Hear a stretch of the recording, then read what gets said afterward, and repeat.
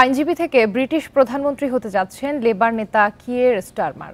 তার হাত ধরেই ১৪ বছর পর যুক্তরাজ্যে ক্ষমতায় ফিরছে লেবার পার্টি। বিশ্লেষকেরা বলছেন, অর্থনৈতিক সংকট মোকাবিলায় তার সংস্কার ও উৎপাদনশীলতা বৃদ্ধির প্রতিশ্রুতি এই জয়ের মূল কারণ। এখন জন্ম সনদ দিয়ে খোলো বিকাশ স্টুডেন্ট অ্যাকাউন্ট। নিজের বিকাশ নিজে কর। কিয়ের স্টারমারের জন্ম ১৯৬২ সালে লন্ডনে। বাবা ছিলেন কারখানা কর্মী, মা নার্স।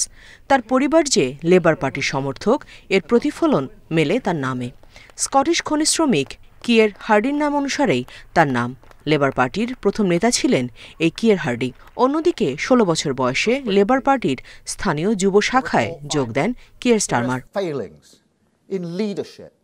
পরিবারের প্রথম সদস্য হিসেবে বিশ্ববিদ্যালয়ের গণ্ডি পার করেছেন স্টারমার।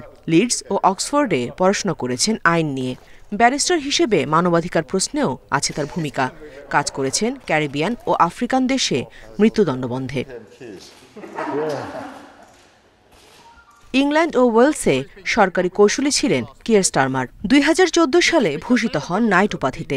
পরে সংসদে যান ২০১৫ সালে।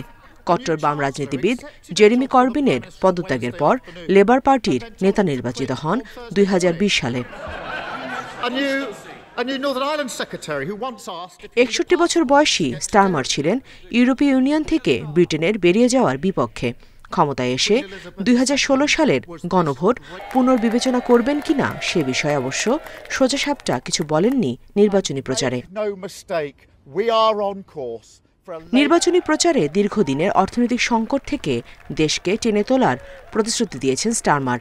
তবে ইউ জোটের বাইরে থেকে অর্থনীতিকে এগিয়ে নেওয়া তার জন্য কঠিন হবে বলে মত বিশ্লেষকদের একাংশের। Nusrat Serin, Independent news.